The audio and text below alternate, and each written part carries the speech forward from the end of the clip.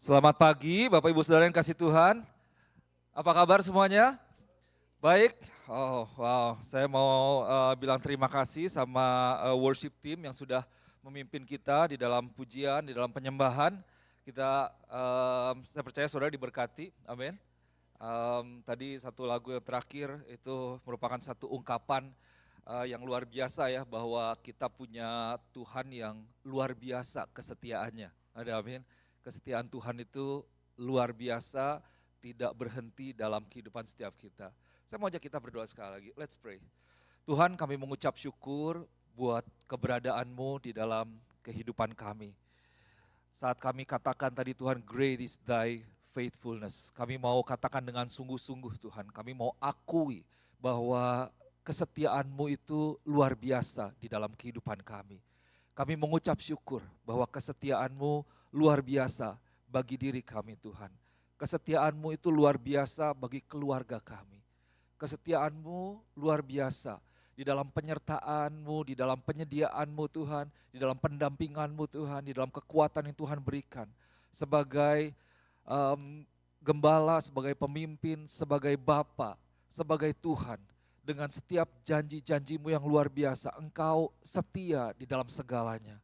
Kami mau katakan Tuhan bahwa kesetiaan-Mu itu berlaku dari kemarin, sekarang, hari ini, sampai besok dan sampai selama-lamanya.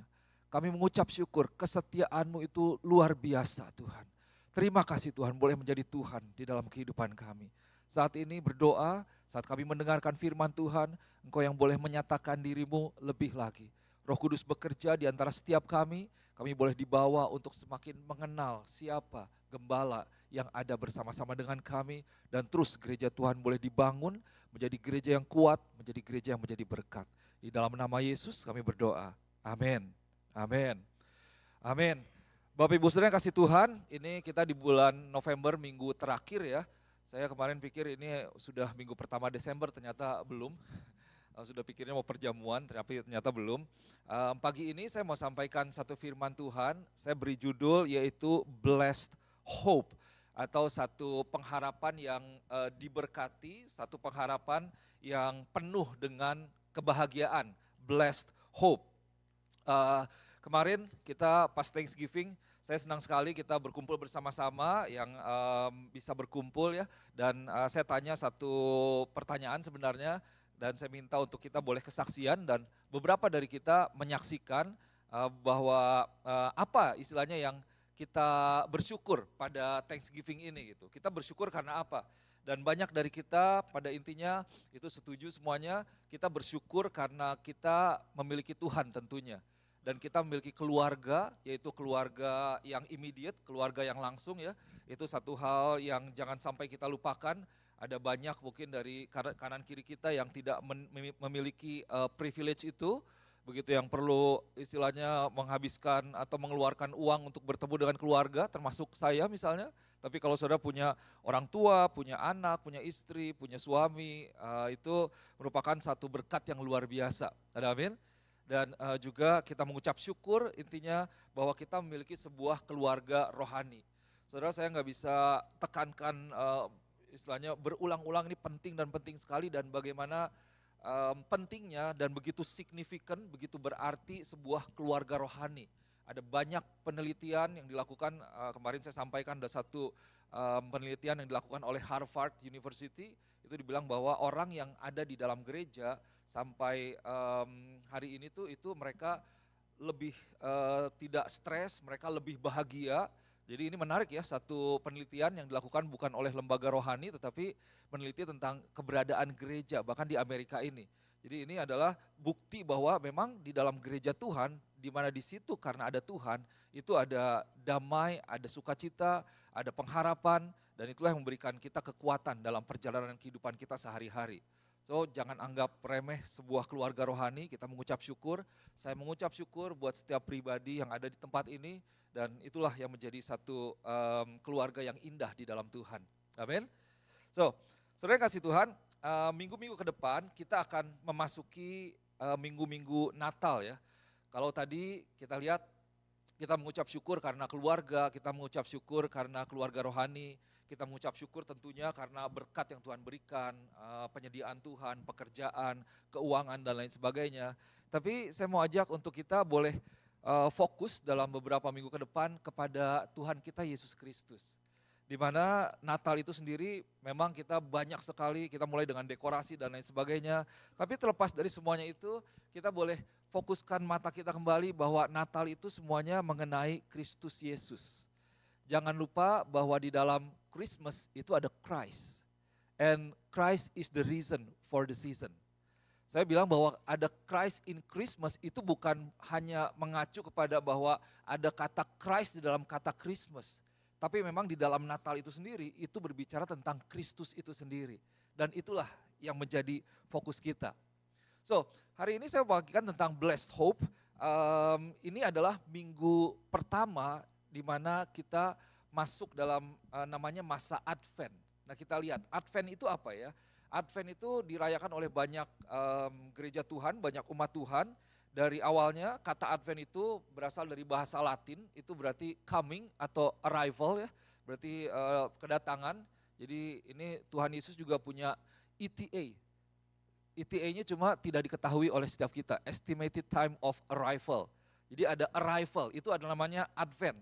Jadi tentang kedatangan Tuhan, kedatangan Tuhan. Nah, kalau saudara lihat di sini ada dua Advent sebenarnya. Yaitu yang pertama, first Advent. The first Advent is a season of waiting and preparation for the birth of Jesus Christ. Jadi pada waktu itu umat Tuhan mereka menanti-nantikan juru selamat. Begitu, menanti-nantikan juru selamat yang akan membawa mereka kepada keselamatan. Dan saudara ingat peristiwa Yesus masuk di Yerusalem, dia dieluk-elukan dengan palem dan lain sebagainya. Mereka mengharapkan juga ada orang yang bisa, ada pribadi yang bisa menyelamatkan mereka. Sampai pada akhirnya itu masuk ke dalam berikutnya sampai Yesus mati di kayu salib. Tetapi Advent ini adalah benar-benar masa sebuah penantian, pada waktu itu menantikan kelahiran Yesus. Di mana juru selamat yang sudah dijanjikan dari perjanjian lama, dari kitab para nabi, dari perkataan-perkataan, nubuatan-nubuatan para nabi pada waktu itu, dan mereka nantikan itu. Nah itu adalah Advent. Nah buat kita, sekarang kita akan merayakan hari Natal. Natal itu merayakan kelahiran Yesus Kristus. Nah ini adalah masa Advent istilahnya. Tetapi sebenarnya ada Advent yang lebih signifikan juga, yaitu the second Advent. Di mana ini adalah juga season of waiting and preparation for the second coming of Jesus Christ. Jadi sebuah masa, sebuah penantian akan kedatangan Yesus yang kedua kalinya. Nah ini yang kita jalani dari hari ini dan seterusnya sepanjang kehidupan kita. Kita menantikan dan bukan hanya menantikan tapi kita mempersiapkan diri kita untuk kedatangan Yesus yang kedua kalinya. Sebagai mempelai dari Tuhan, sebagai gereja Tuhan. Jadi kita, saudara kalau Yesus tidak datang kedua kalinya, kita bisa renungkan kehidupan kita ini kehidupan yang gak ada tujuannya sebenarnya. Ini sampai kapan nih? Umat manusia sampai kapan? Tapi justru karena Tuhan mau datang, Tuhan menjanjikan, nah inilah dia akan datang untuk kedua kalinya dan umat manusia itu kita menantikan kedatangan Yesus kedua kalinya untuk kita diselamatkan. Kalau tidak, ini Tuhan sampai kapan nih? Dan kita berdoa ya, siapa di sini yang berdoa supaya Tuhan cepat datang atau jangan datang dulu? Gimana Tuhan aja ya? Tuhan datang kapan, waktunya firman Tuhan katakan kita nggak tahu, tapi bagian kita mempersiapkan diri dan bagian kita adalah membawa Injil kebenaran Kristus kepada semua orang supaya setiap orang bisa siap dan menjadi bagian dalam kerajaan Allah. Oke, nah saudara kasih Tuhan, dalam Advent ini ada hal yang terpenting yaitu kita boleh mengharapkan. Kalau dikatakan this is a season of Advent, this is a season also of expectation. Nah expectation ini artinya kita menantikan atau mengharapkan. Ini kita udah merencanakan liburan, yang mau liburan nanti Desember atau merencanakan nanti yang mau nonton bola ya, dari waktu itu udah kayaknya asik ya mengalami vibe-nya World Cup misalnya. Mengalami vibe-nya Natal di Rockefeller misalnya dengan lampu dan lain sebagainya. Kita menantikan, saatnya untuk liburan. Gitu. Siapa di sini yang biasanya nggak bisa tidur kalau mau liburan? besok mau berangkat nggak bisa tidur ya. Saya biasanya seperti itu. Wah udah excited gitu, kayaknya adrenalinnya tuh udah tinggi, kayaknya udah pengen berangkat gitu. Dan tempat yang paling menyedihkan kalau liburan itu apa? Ketika dibilang banyak real ya, kalau liburan itu nanti departure, begitu kita mau pulang kembali ke rumah, masuk ke dalam security, departure, udah selesai ini liburannya, jadi udah kembali gitu ya. Saudara mau kemana-mana, nanti pas balik departure kembali ke rumah, ya udah liburannya selesai. Tapi kan kalau liburan ya kita punya ekspektasi ya, kita mengharapkan, saya mau lihat ini, saya mau mengalami ini, saya mau merasakan ini. Nah itulah yang harusnya menjadi excitement, satu sukacita di dalam Advent ini bahwa saya mau mengalami Yesus. Saya mau merasakan kehadiran Tuhan. Saya mengharapkan atau expect kehadiran Tuhan di dalam kehidupan saya. Saudara yang kasih Tuhan, saya mau ajak, mari kita boleh nantikan Tuhan, kita boleh kejar Tuhan, kita harapkan Tuhan di dalam musim Advent ini. Dan terlebih, Advent adalah masa penantian, ya kita menantikan kelahiran Yesus sebagai juru selamat, tetapi ada satu hal yang penting, yaitu Advent adalah masa penantian akan penggenapan janji Tuhan untuk setiap umat manusia. Kelahiran Yesus adalah penggenapan dari janji firman Tuhan. Dan sebenarnya Yesus di dalam kehidupan kita dinyatakan seharusnya setiap hari. Nah ini yang saya mau ajak untuk kita gereja Tuhan, kita boleh memiliki satu expectation akan kehadiran Tuhan, penantian, pengharapan akan kehadiran Tuhan di dalam kehidupan kita setiap hari. Ada amin. Kita mengharapkan, kita menantikan penggenapan akan janji firman Tuhan setiap hari. Karena di sanalah firman Tuhan diberikan untuk kita. Dan Tuhan mau melakukannya itu. Nah, di dalam musim-musim liburan seperti ini, kita banyak mengharapkan sesuatu. Kita sebagai manusia kita wajar, kita mengejar sesuatu. Banyak orang, banyak manusia mereka mengejar yang namanya kenyamanan. Mereka mengejar ketenangan gitu. Mereka mengejar kenikmatan, kebahagiaan di dunia melalui satu pencapaian atau satu keberhasilan, kepemilikan atau kekayaan. Dan kalau kita tidak hati-hati, iblis bisa menipu kita bahwa kedamaian, ketenangan, kebahagiaan itu bisa didapatkan dengan semuanya itu. Padahal semuanya itu adalah satu hal yang fana yang tidak memiliki dampak di dalam kekekalan, tetapi hanya Yesus yang bisa memberikan hal yang sejati, kedamaian, sukacita yang sejati bagi kehidupan kita. Nah, padahal semuanya itu, apa yang kita kejar seringkali kalau kita renungkan, itu bukan satu hal yang kita butuhkan sebagai yang utama. Begitu. Saudara bisa mendapatkan sesuatu tetapi engkau excited, tapi berikutnya setelah satu hari, setelah beberapa hari, beberapa minggu, kita kayaknya udah apalagi ya gitu. Kalau di dalam belanja itu ada yang namanya buyer's remorse. Siapa di sini yang pernah buyer's remorse? Begitu, buyer's remorse itu menyesal kemudian. Nah itu jadi, beli. Udah gitu, tapi ntar pas udah dapet, udah dibuka, udah begini, kayaknya biasa aja ya. Gitu. Dibanding yang lain, dia dapat itu, kayaknya udahlah balikin gitu. Waktu mau belinya excited, semangat, tapi udahnya buyer's remorse. Mau beli rumah kayak, beli mobil kayak, beli yang paling kecil sekalipun, itu ada buyer's remorse kira dikembalikan. Nah itu di sini bahkan ada hukumnya dan boleh gitu, buyer's remorse. Nah, dalam kehidupan kita mesti kembali kepada satu hal dasar yang kita butuhkan dalam hidup kita. Ada satu gembala yang luar biasa, pelayan Tuhan, pendeta yang luar biasa, namanya John Piper ya. Dia bilang begini, the greatest need in your life is not more stuff, more time, or more money. Our deepest need is to know God better. Bahwa kebutuhan terbesar dalam hidup kita itu bukanlah kita punya banyak barang, lebih banyak waktu, atau lebih banyak uang. Tetapi kebutuhan terdalam kita, di dalam hati kita, ialah mengenal Tuhan lebih baik.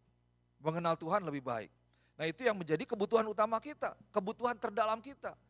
Jadi saudara, kebutuhan kita sebagai manusia rohani, itu sebenarnya adalah mengenal Tuhan. Berjalan bersama dengan Tuhan kita. Karena hanya di dalam Tuhanlah terdapat kedamaian, kepuasan, ketenangan bagi jiwa dan roh kita. Saudara perlu mengerti bahwa ada satu ruang di dalam kehidupan seorang manusia yang tidak bisa diisi oleh apapun selain oleh Tuhan. Banyak orang mereka kalau bahkan tidak kenal Tuhan, mereka bisa memiliki segalanya dan mereka mengejar segalanya. Tetapi ada satu titik tidak pernah puas. Itu udah hal yang alamiah. Kenapa?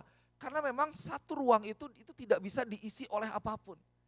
Dia tidak bisa digantikan oleh apapun.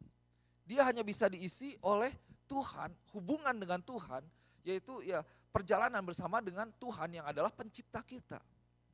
Nah, saudara kasih Tuhan, hari ini seperti yang judul saya tulis yaitu Blessed Hope. Saya mau ajak kita untuk lihat satu firman Tuhan dari kitab Titus pasal yang kedua ayat 11 sampai 14. Ini satu firman yang luar biasa.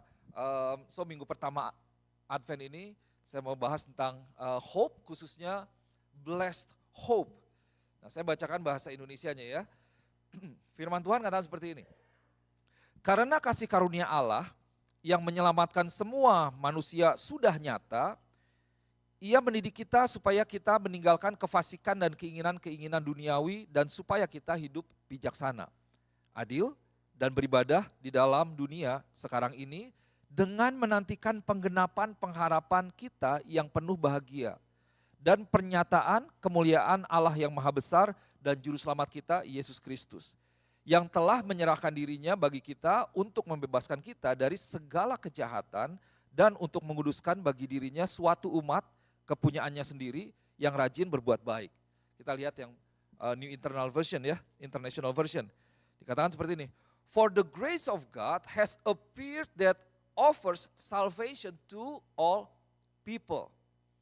It teaches us to say no to ungodliness and worldly patience, and to live self-controlled, upright, and godly lives in this present age, while we wait for the blessed hope. Wow. The appearing of the glory of our great God and Savior Jesus Christ, who gave himself for us to redeem us from all wickedness and to purify for himself a people that are his very own, eager to do what is good. Nah, the blessed hope. Ada beberapa renungan yang saya mau share kepada saudara, 3 renungan dalam Advent minggu pertama ini. Jadi the reflection of Advent dari firman Tuhan ini. Yang pertama apa? Di sini berbicara tentang grace. Ayat yang ke-11 ya. Yang pertama bahwa kasih karunia Tuhan itu membawa keselamatan untuk kita semua. Grace brings salvation to all of us. Again, once more, the Bible says that for the grace of God has appeared that offers salvation to all people. Bahasa Indonesianya dikatakan, karena kasih karunia Allah yang menyelamatkan semua manusia itu sudah nyata.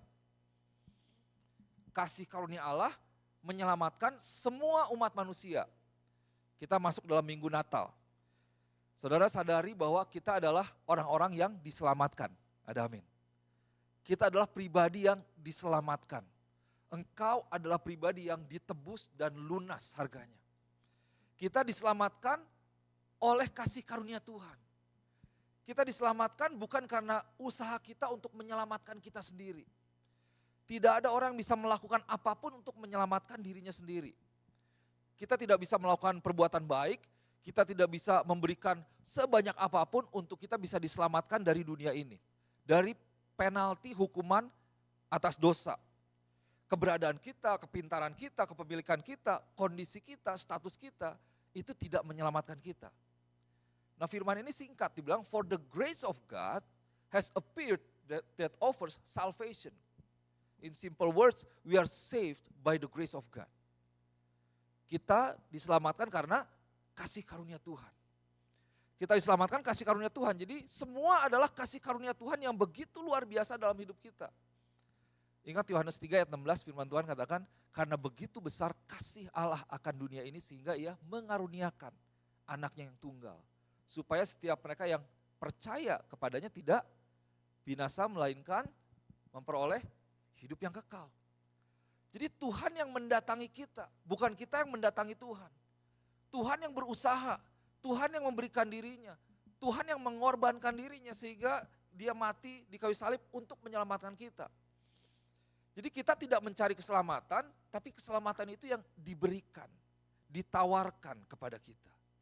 Wow, Yesus lahir ke dunia ini menjadi titik awal dari keselamatan bagi setiap orang-orang yang mau percaya kepadanya, menerima karunia keselamatan itu. So yang pertama, saudara yang kasih Tuhan, dalam musim Advent ini mari kita boleh renungkan. Saya mau ajak kita kembali, mari kita boleh sambut keselamatan dari Tuhan.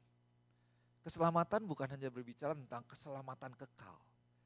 Ya, kita memiliki jaminan keselamatan, kehidupan, kekekalan bersama-sama dengan Bapa kita.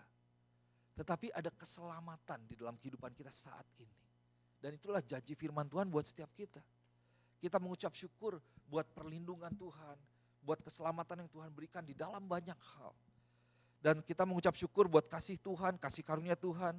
Dan ketika kita menerima karunia keselamatan dari Tuhan, kita boleh menjadi bagian di dalam penggenapan janji firman Tuhan. So grace brings salvation to all of us. Semuanya karena kasih karunia. Ada amin? Semuanya karena kasih karunia. Mari kita renungkan setiap saat Tuhan. Ketika kita boleh tahu, kita boleh sadar bahwa semuanya karena kasih karunia Tuhan. Saya percaya itu akan mengubahkan kehidupanmu. Perkataanmu, sikapmu terhadap orang lain, hubunganmu dengan orang lain. Karena kita tahu bahwa semuanya adalah kasih karunia Tuhan. Yang kedua, kita lihat. Ini menarik. Titus ini berbicara tentang grace atau kasih karunia. Dan yang kedua, di sini dihubungkan bahwa grace operates in our lives today. Ini kayaknya gak nyambung. Kalau saudara lihat, di ayat yang ke-11 dibilang kasih karunia menyelamatkan kita, menyelamatkan semua manusia.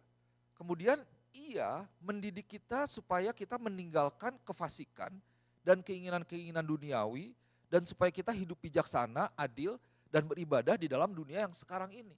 Dalam bahasa Inggrisnya dibilang, it teaches us to say no to ungodliness and worldly patience and to live self-control, upright and godly lives in this present age. Nah, saudara yang kasih Tuhan, setelah berbicara tentang keselamatan, kok ini berbicara tentang pengajaran, tentang didikan.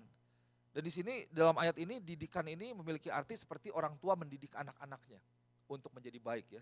Didikan yang tidak pernah berhenti, yang berlangsung terus menerus sampai anaknya besar dan bahkan sampai kapanpun sebagai orang tua kita memiliki hikmat yang dari Tuhan untuk membawa mereka untuk selalu kembali kepada kebenaran firman Tuhan. Dan di sini dikatakan it teaches us. Kasih karunia itu menyelamatkan, tetapi kasih karunia juga mengajar kita, mendidik kita untuk hidup di dalam kebenaran firman Tuhan. Jadi saudara, maksud dari kasih karunia Tuhan, kebaikan Tuhan, pengampunan yang dari Tuhan, itu untuk mengajar, untuk mendidik kita, untuk hidup dalam kebenaran firman Tuhan. Jadi pengertiannya bahwa kasih karunia bukan hanya menyelamatkan, tapi kasih karunia juga mendidik kita untuk hidup dalam kebenaran firman Tuhan. Nah sayangnya banyak orang Kristen nih mereka berhenti sampai kasih karunia keselamatan. Oh saya sudah diselamatkan, puji Tuhan saya mendapat sebuah jaminan. Berikutnya kehidupannya terserah saya. Ya oke lah, gak usah serius-serius banget ikut Tuhan. Yang penting gak murtad, gak apa gitu. Padahal kasih karunia itu seharusnya membawa kita untuk hidup dalam kebenaran. Meninggalkan ungodliness. Meninggalkan worldly patience. Wah ini satu firman yang luar biasa loh. It teaches us to say no to ungodliness or sin. And then even to teaches us to say no to worldly patience. Maksudnya apa? Keinginan duniawi yang tidak sesuai dengan firman Tuhan dan bukan untuk tujuan Tuhan. Itulah kasih karunia yang diberikan kepada kita sebenarnya. Jadi momen kelahiran Yesus, ya kita tahu itu momen kelahiran yang luar biasa, titik awal dari perjalanan, kemudian sampai Tuhan mati di kayu salib menyelamatkan kita. Tapi hari ini mari kita mengerti lebih dalam bahwa grace also operates in our daily life. It is not just for our future, eternity. But here where we are on earth, doing what we are doing, grace should operate in our daily life. Teaches us to get better, to be more mature in Christ Jesus. Untuk mengajarkan kita lebih dewasa di dalam Tuhan, untuk membawa kita lebih lebih rohani istilahnya, dalam arti kita lebih dekat dengan Tuhan, melayani Tuhan, memberkati Tuhan, membawa banyak orang kepada Tuhan. So, kalau kita lihat ya, banyak orang menyalahgunakan pesan dari kasih karunia Allah sebagai alasan untuk hidup sesuai atau sesuka hati mereka. Bebas dan tanpa kendali. Wah, Paulus kalau tidak salah yang bilang bahwa aku bebas nih, aku bisa melakukan apa aja. Tapi aku menjaga diriku, aku membatasi diriku karena tidak semuanya yang bisa dilakukan itu baik juga atau bisa menjadi berkat. Nah, yang perlu kita mengerti adalah bahwa kasih karunia itu mencakup atau termasuk di dalamnya panggilan bagi kita untuk hidup saleh atau untuk hidup baik, untuk hidup benar, mencakup panggilan untuk menaati segenap firman Tuhan. Dan mencakup untuk panggilan untuk hidup selalu berubah, mengalami transformasi sesuai dengan kebenaran firman Tuhan. Setiap hari kita semakin dewasa dalam Tuhan. Semakin dewasa itu apa? Kayaknya dewasa dalam Tuhan. Sebenarnya sederhana. Semakin hari kita bisa semakin sabar terhadap orang lain. Amin.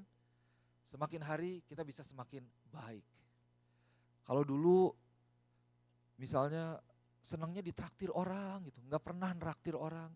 Coba sekali-sekali traktir orang. Coba kapan terakhir kali nraktir orang? Gitu. Ada teman saya begitu tuh dulu. Wah, kemana-mana datang, ke tiap pesta datang. Wah, senangnya datang gitu. Tapi sampai ada satu, lu kayaknya nggak pernah lu ditraktir mulu, nggak pernah nraktir gitu ya. Sederhana tapi satu hal yang simple. Kita harusnya, Tuhan kita yang generous, berarti kita harus memiliki karakter Tuhan, betul? Tuhan kita baik, Tuhan kita berkorban, Tuhan kita melayani, itulah yang menjadi teladan buat setiap kita. So, saudara yang kasih Tuhan, kasih karunia itu tidak berhenti hanya pada menerima keselamatan, tetapi kasih karunia berarti mengizinkan Sang Juru Selamat untuk mendidik kita, mengajar kita untuk hidup bijaksana, adil, dan selalu menaruh hidup kita di atas mezbah Tuhan, mendedikasikan segenap kehidupan kita sebagai ibadah kepada Tuhan, untuk kemuliaan bagi nama Tuhan. Itulah kalau dibilang Yesus yang bekerja dalam hidup kita, melalui kasih karunia-Nya yang memampukan, mendampingi setiap kita, setiap hari, setiap saat, membawa kita menjadi lebih baik, pribadi yang lebih baik lagi dalam Tuhan, menjadi baik, menjadi lebih baik, menjadi semakin serupa, semakin segambar dengan Tuhan dalam karakter dan karya seperti Tuhan kita Yesus Kristus. Pada intinya, poin yang kedua, mari kita boleh izinkan kasih karunia Tuhan bekerja dalam hidup kita, mengubahkan, membawa transformasi dalam kehidupanmu. Izinkan Yesus menjadi pemimpin, menjadi gembala, menjadi pribadi yang berjalan di depan engkau. Bukan engkau yang berjalan di depan dia. Tapi Yesus yang memimpin segenap langkah kehidupanmu. Yang ketiga, poin yang terakhir dari kitab Titus ini, di ayat yang ke-13, poinnya adalah mari kita expect and prepare for our blessed hope. Judul khotbah hari ini yaitu Blessed Hope. Saya mau ajak kita boleh, menantikan dan mempersiapkan untuk pengharapan yang penuh dengan kebahagiaan. Yaitu apa? Expect and prepare for our blessed hope, the coming of Jesus Christ in our life today, which means the fulfillment of God's promises in our daily life. Nah ini, mari kita boleh nantikan, mari kita boleh harapkan, mari kita boleh persiapkan pengharapan yang penuh dengan kebahagiaan itu terjadi dalam hidup kita, yaitu apa? Kedatangan Yesus bukan seperti the first advent atau hanya sekedar untuk keselamatan, bukan hanya untuk satu kali, satu momen, tetapi saya percaya Yesus itu mau datang kepada kita setiap hari. Ada amin. Yesus mau menyatakan dirinya kepada kita setiap hari. Bahkan setiap saat. Nah inilah, ketika kita menantikan Tuhan, kita mengharapkan Tuhan dan kita mempersiapkan kehadiran Tuhan. Maksudnya apa? Yaitu kita mempersiapkan diri kita sebagai bejana untuk siap menampung penggenapan akan janji Tuhan. Karena Tuhan memberikan janjinya untuk kita dan dia mau menggenapinya dalam kehidupan kita setiap hari, setiap saat. Ada amin. Janji firman Tuhan diberikan buat kita. So, ayat yang ke-13 harusnya di sini dibilang, waiting for our blessed hope. Boleh kembali sebelumnya. Waiting for our blessed hope, the appearing of the glory of our great God and Savior, Jesus Christ. Atau dalam bahasa Indonesianya, menantikan penggenapan, pengharapan kita, siapa kelahiran Yesus, pengharapan kita yang penuh dengan kebahagiaan. Karena ketika Yesus datang, itu di Bethlehem penuh dengan sukacita. Dalam setiap momen Natal penuh dengan sukacita.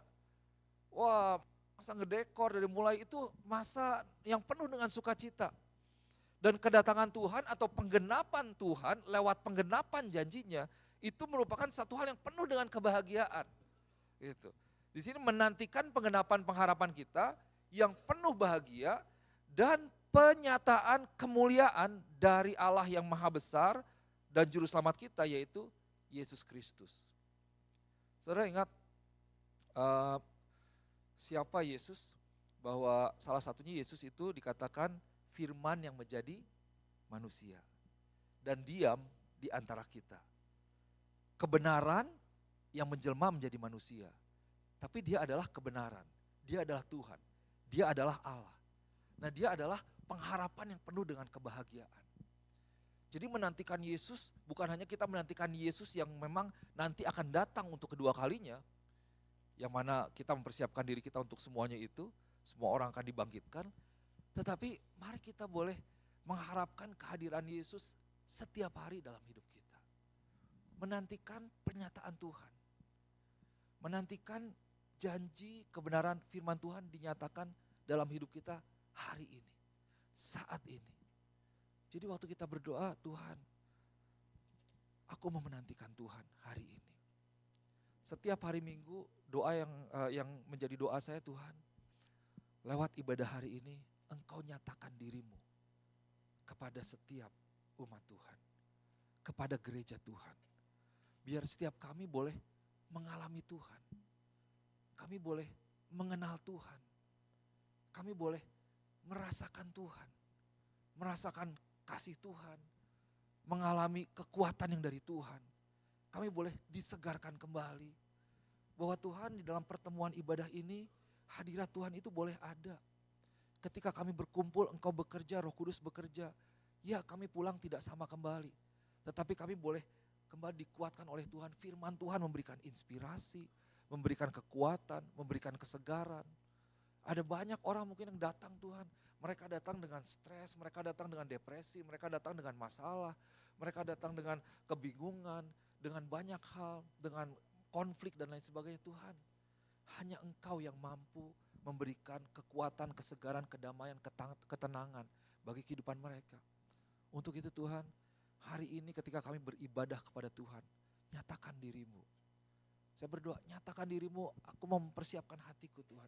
Buka setiap hati kami Tuhan. Biar setiap pribadi boleh mengalami Tuhan. Nah itulah yang menjadi janji Tuhan. Itulah yang menjadi poin utama kedatangan Yesus ke dunia ini. Dia datang sebagai Raja damai. Dia datang sebagai Juru Selamat. Dia memberikan janjinya yang adalah firman Tuhan, yang adalah Allah itu sendiri untuk setiap kita.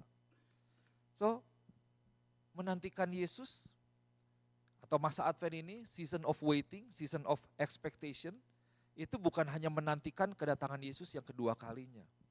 Tetapi menantikan kedatangan, kehadirannya dalam kehidupan kita setiap hari, setiap saat, dalam kesehari-harian kita. Bagaimana? Bagaimana kita menantikan Tuhan? Ya kita menantikan, kita mengharapkan pekerjaan Tuhan dalam hidup kita. Saudara yang kasih Tuhan, jangan putus asa, jangan berhenti untuk berdoa. aminkan setiap janji firman Tuhan. Harapkan Tuhan, nantikan Tuhan. Nantikan Tuhan untuk janjinya benar-benar digenapi dalam hidup kita. Dan itulah yang menjadi bagian dari kita sebagai anak-anak Tuhan. Menerima bagian dari kerajaan Allah. So, dalam hal ini kita boleh expect and prepare for our blessed hope. Which is kita menantikan dengan penuh kesabaran, kita menantikan dengan penuh keyakinan, kita sabar, kita setia, dan kita mempersiapkan akan kedatangan Yesus dalam hidup kita. So kalau Advent itu adalah masa penantian, saya mau encourage, nantikan Tuhan dan persiapkan dirimu. Ada satu perikop di Alkitab yang berbicara tentang 5 gadis yang bijaksana dan 5 gadis yang bodoh ya. Perbedaan utamanya apa? Tentang persiapan. Yang 5 yang gadis bijaksana mereka mempersiapkan dengan minyak. Tapi yang 5 itu dibilang gadis yang bodoh mereka tidak persiapan.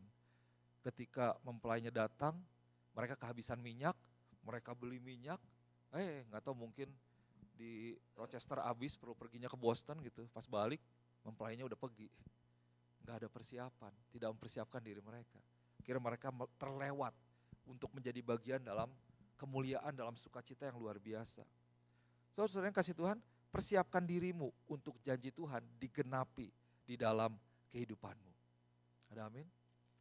Tadi malam saya berdoa, saya percaya ada satu pernyataan dari Tuhan dan saya percaya bahwa pada musim Natal ini Tuhan boleh menyatakan atau menggenapi janjinya yang mungkin selama ini belum digenapi, tapi boleh come into reality, boleh benar-benar terjadi, terwujud dalam kehidupan setiap saudara ketika engkau benar-benar membuka hatimu, menantikan Tuhan, mengharapkan Tuhan, dan mengizinkan Tuhan untuk bekerja dalam kehidupanmu. Mari kita boleh, dalam mengharapkan Tuhan itu kita benar-benar seperti yang orang yang desperate gitu. Yang benar-benar seperti yang Tuhan, aku mengharapkan Engkau begitu luar biasa. Harapkan Tuhan begitu luar biasa. Seperti engkau mengharapkan mungkin hal yang terbaik untuk terjadi dalam kehidupanmu, ini adalah hal yang paling baik, yang paling luar biasa yang bisa engkau miliki. So terakhir, saya mau tutup dengan ayat ini, Roma 15 ayat 13. Firman Tuhan katakan, may the God of hope fill you with all joy and peace as you trust in Him, so that you may overflow with hope by the power of the Holy Spirit. Semoga Allah yang adalah sumber pengharapan memenuhi kamu dengan segala sukacita dan damai sejahtera dalam iman kamu, supaya oleh kekuatan Roh Kudus kamu berlimpah-limpah dalam pengharapan. Ini luar biasa, bahwa sebenarnya ketika kita punya pengharapan sebenarnya itu cukup. Tapi janji firman Tuhan itu katakan supaya engkau berlimpah-limpah di dalam pengharapan. Kalau gelasmu itu berlimpah, mangkokmu itu diisi berlimpah, itu berarti tumpah ya. Itu bukan hanya memberikan dampak kepada dirimu sendiri, tetapi kepada orang-orang yang ada di sekitarmu. Bisa dirasakan oleh orang lain. Itulah yang menjadi bagian kita. Ya, kita nantikan Kristus nyata dalam hidup kita pada hari ini, pada saat ini, dan pada hari-hari kita ke depan. Tapi kita juga percaya saat kita mengalami Yesus, Yesus itu tidak berhenti sampai di sini. Tapi Yesus itu akan dialami oleh orang-orang yang ada di sekitar kita. Mari kita berdoa. Bapak mengucap syukur buat Yesus yang boleh datang ke dunia ini untuk menyelamatkan setiap kami. Tapi pada hari ini Tuhan, kami mengucap syukur kalau Tuhan juga mau atau menantikan setiap hari untuk firman-Mu itu terjadi dalam kehidupan kami. Hamba-Mu berdoa Tuhan, setiap jemaat Tuhan di tempat ini kami boleh menjadi seperti bejana yang kosong, yang siap diisi oleh Engkau Tuhan. oleh rahmat-Mu, oleh kasih karunia-Mu, oleh pekerjaan-Mu, oleh keluar biasaan Tuhan dalam kehidupan kami. Biar kami boleh selalu haus dan lapar akan Engkau Tuhan. Dan biar dalam masa-masa Advent ini yang dimulai pada hari ini Tuhan, kami memperingati masa Advent ini pada hari ini dan beberapa minggu ke depan, kami boleh terus memiliki hati yang mengharapkan Tuhan, menantikan Tuhan, dan mempersiapkan yang terbaik untuk Engkau boleh hadir dalam setiap kami masing-masing Tuhan. Sehingga pada momen Natal ini bukan hanya sekedar momen holiday atau momen season yang luar biasa, tetapi ada keluar biasaan yang terjadi dalam diri kami karena kami mengalami Tuhan. Karena setiap jemaat Tuhan boleh mengalami Tuhan secara pribadi. Terima kasih Bapa. Diberkati firman Tuhan pada pagi hari ini. Dimeteraikan di dalam nama Tuhan Yesus. Jatuh di dalam tanah yang baik, dalam hati yang baik, berakar kuat, menjadi inspirasi, menjadi dasar yang boleh memampukan setiap jemaat Tuhan untuk terus menghidupi kehidupan yang Tuhan percayakan dan terus menjadi berkat bagi banyak orang. Di dalam nama Yesus. Haleluya. Amin. Amin.